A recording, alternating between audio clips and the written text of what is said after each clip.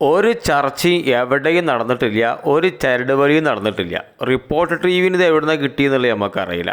ലീഗിനെയും സമസ്തയെയും രണ്ട് തട്ടിലാക്കി നിർത്തുക എന്നുള്ള ഈ റിപ്പോർട്ടർ ടി വി പോലത്തെ ചാനലുകൾക്ക് ആവശ്യമാണ്. അതിൽ കുറേ കാര്യങ്ങൾ അവർക്ക് ലാഭങ്ങളുണ്ട്. ആ ലാഭം കൊയ്യാൻ വേണ്ടിയാണ് ഇവർ ഈ വാർത്തകൾ പടച്ചു വിടുന്നത്. സമസ്തയുടെ ബഹുമാനപ്പെട്ട നേതാക്കൾ പോലും അറിയാത്ത ചർച്ച ഈ റിപ്പോർട്ടറിന് എവിടെ നിന്ന് കിട്ടി? സമസ്തയുടെ സെക്രട്ടറി മരണപ്പെട്ടിപ്പോൾ ഒരു ദിവസം കഴിഞ്ഞിട്ടേ ഉള്ളൂ. അപ്പോഴത്തേക്ക് സെക്രട്ടറി ആരാന്നുള്ള സ്ഥാനത്തേക്കുള്ള ചർച്ച വരാനായോ?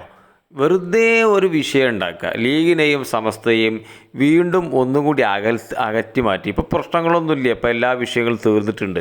ലീഗും സമസ്തയും സംഭവം രണ്ട് പ്രസ്ഥാനങ്ങളാണെങ്കിലും അതൊരു ഈ ജിഫ്രി മുത്തക്കോയത്തങ്ങളൊക്കെ പറഞ്ഞ പോലെ അതിനൊരു പാരമ്പര്യമായി ചെറിയ ബന്ധങ്ങളുണ്ട്. അതിന് നേതാക്കന്മാരൊക്കെ ആ ബന്ധങ്ങളെ ഇല്ലാതാക്കാൻ വേണ്ടി റിപ്പോർട്ടർ പോലത്തെ ചാനലിൽ പല ആവശ്യങ്ങളും അതിലുണ്ട്. ഒന്നാമത് ഇവർ സമസ്തയെ അനുകൂലിച്ച് പറയും. അതായത് ലീഗിനെ അകറ്റി നിർത്തിയിട്ട് സമസ്തയെ അനുകൂലിച്ചാണ് ഇവരെപ്പോഴും വാർത്ത കൊടുക്കുക.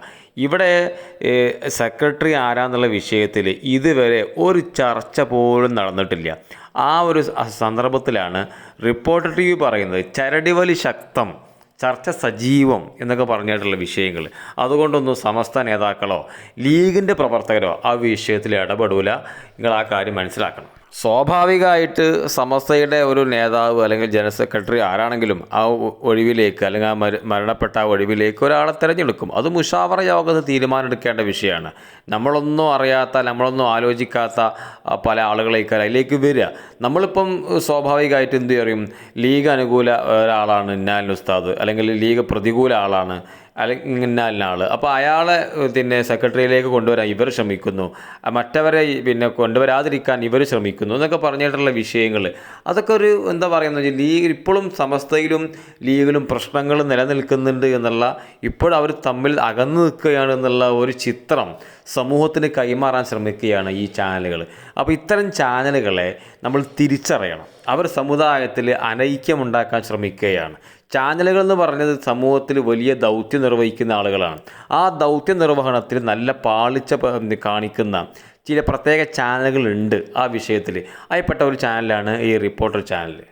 പാണക്കാട് സയ്യിദന്മാരെയും സമസ്തയിലെ നേതാക്കന്മാരെയും തമ്മിൽ തെറ്റിക്കാൻ ഇതിൽപ്പെട്ട ആളുകളും ശ്രമിക്കുന്നുണ്ട്, പുറത്തുള്ള ഇതേപോലുള്ള ചാനലിൻ്റെ ആളുകളും ശ്രമിക്കുന്നുണ്ട്. അപ്പോൾ ഇത്തരം ആളുകൾ ഇങ്ങനെ ശ്രമിക്കുമ്പോൾ അനുയായികൾ ചെയ്യേണ്ട കാര്യം എന്താണ്? ഇത് സത്യമാണോ എന്ന് കൃത്യമായി അന്വേഷിക്കണം. ഒന്ന്. മറ്റൊന്ന്, ഇവർ പറയുന്നതൊന്നും ഈ വിഷയം സത്യമാവാറില്ല. അതൊന്നും മുമ്പേ തിരിച്ചറിഞ്ഞാൽ പിന്നെ അത് അന്വേഷിക്കേണ്ട ആവശ്യമില്ല. അപ്പോൾ ആ ഒരു കാര്യം പ്രത്യേകം നമ്മൾ നോട്ട് ചെയ്യേണ്ട വിഷയമാണ്. ഈ സോഷ്യൽ മീഡിയയുടെ അതിപ്രസരം വല്ലാതെ സമൂഹത്തിലും ഇതേപോലുള്ള സംഘടനകളിലൊക്കെ വലിയ വിഷയങ്ങൾ ഉണ്ടാക്കിയിട്ടുണ്ട്.